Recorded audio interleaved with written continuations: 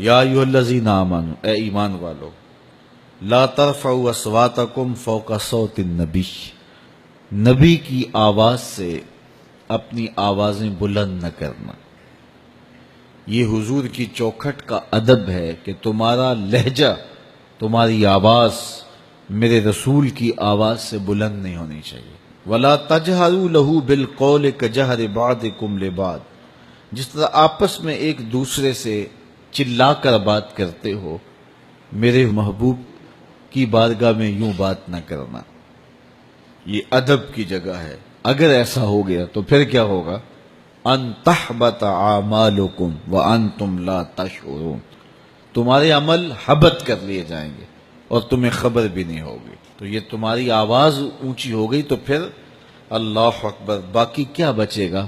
تو اپنی آوازیں میرے محبوب کی آواز سے پست رکھو۔ ان الذین یغضون اصواتهم عند رسول اللہ اولئک الذین امتحن اللہ قلوبهم للتقوی، وہ لوگ جو اپنی آوازیں رسول کریم کے حضور پست رکھتے ہیں۔ اللہ اکبر، پہلے حکم دیا، پھر تحسین فرمائی ان لوگوں کی جو آداب کی رعایت رکھتے ہیں۔ تو یہ تحسین بعد میں کرنا، جبکہ حکم دینا بظاہر کافی تھا، لیکن تحسین کر کے اللہ تعالیٰ جل شانہ بتانا چاہتا ہے کہ جو میرے رسول کے مؤدب ہیں ان پر کتنی رحمتیں برستی ہیں۔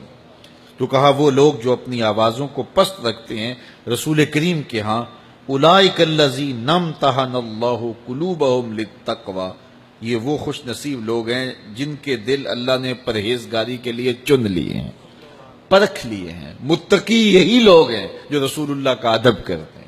جنہیں ادب کا کرینہ نہیں آتا تو وہ متقی نہیں، چاہے سجدے کتنے ہی طویل کیوں نہ کریں، ان کے ماتھے پہ جتنا بڑا محراب کا نشان کیوں نہ ہو، وہ متقی نہیں کہلائیں گے اگر رسول اللہ کا ادب سینے میں نہیں ہوگا۔ اور اگر رسول اللہ کا ادب سینے میں ہے، اللہ فرماتا ہے یہ وہ خوش نصیب ہے جن کے دلوں کو ہم نے تقوی کے لیے پرکھ لیا ہے۔ اللہ اکبر۔ اب کافی ہو گئی بات، ان کی تحسین خوب ہوگی، لیکن اللہ فرماتا نہیں، لہم مغفرہ، ان کے لیے مغفرت بھی ہے۔ بات ختم ہو گئی، کہا نہیں وَأَجْرٌ عظیم، اور بہت بڑا اجر ہے۔ جس اجر کو میرا رب بھی بڑا کہہ رہا ہے تو وہ کتنا بڑا ہوگا؟ اور یہ کس کو اللہ دے گا؟ جو رسول اللہ کا ادب کرنے والے ہیں۔ تو پھر جس کو اللہ تعالیٰ نے محبوب کے ادب کی توفیق دے دی، اس کو کتنی بڑی دولت دے دی۔ ہمیشہ اللہ سے ادب کی توفیق مانگو، کیونکہ بے ادب اللہ کے فضل سے محروم ہو جاتا ہے۔ تو دین کیا ہے؟ ادب کا نام ہے۔ اہل بیت کا ادب، اصحاب نبی کا ادب، ذات باری کا ادب، ذات رسالت مآب صلی اللہ علیہ وسلم کا ادب، اولیاء امت کا ادب، والدین کا ادب، یہ ادب سکھایا گیا۔ بڑوں کی تکریم، چھوٹوں سے شفقت، تو پورا دین ادب ہے۔ ماہ سیام کے گزرتے ہوئے ان لمحوں میں اللہ کی بارگاہ میں ہم یہ دعا مانگتے ہیں کہ اللہ ہمیں ہمیشہ ادب والوں کے زمرے میں رکھے، ہمارے تیور، طرز زندگی، انداز معاشرت، رویے بے ادبوں کی صحبت سے پاک رہیں اور ہمیشہ ہم ادب کی راہوں کے مسافر رہیں۔ ماہ سیام اپنا دامن لپیٹ رہا ہے اور ہم سے جدا ہوا چاہ رہا ہے۔ عید کا موسم، عید کی گھڑیاں جلوہ فراز ہو رہی ہیں۔ یہ شہر مواسات تھا، شہر محبت تھا۔ یہ ماہ انور اپنے دامن میں بہت سارے احساسات تھے جو ہمیں دے کر کے گیا ہے۔ تو آئیے اس ماہ انور کے دیے گئے اسباق کو اپنی لوح دل پہ نقش کر لیں۔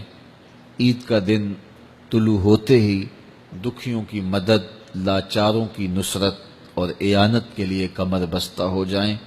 لوگوں کے ساتھ حسن سلوک رکھیں، اپنے اطراف پہ غور کریں، غرباء، مساکین، گلی محلے میں، رشتہ داروں میں، اعزاء و اقرباء میں ان کی مدد کریں اور عید کی خوشیوں میں ان کو اپنے ساتھ برابر شریک رکھیں۔ عید نئے کپڑے پہن لینے کا نام نہیں ہے، لوگوں کے ساتھ حسن سلوک اور اچھے رویے اور طرز معاشرت کی خوبصورتی کا نام عید ہے، اور ہمیں دوسروں کے دکھ بانٹنے کی، دوسروں کے ساتھ محبت کرنے کی تلقین کی گئی ہے۔ تو یہ فطرانہ بھی اسی لیے ہمارے اوپر واجب کیا گیا ہے کہ ہم غربا کو عید کی خوشیوں میں شامل کر سکیں، ان کی عزت نفس کا خیال رکھتے ہوئے ان کو فطرانہ دیجئے، اس کے علاوہ بھی تحائف دیجئے، ان سے ملیے، ان سے محبت کا اظہار کیجئے اور اظہار بشاشت، اظہار مسرت کیجئے، ایک دوسرے کے ساتھ حسن سلوک کی عمدہ مثالیں قائم کیجئے۔ اللہ مجھے آپ کو اپنی خاص رحمتوں اور کرم نوازیوں کے حصار میں رکھے۔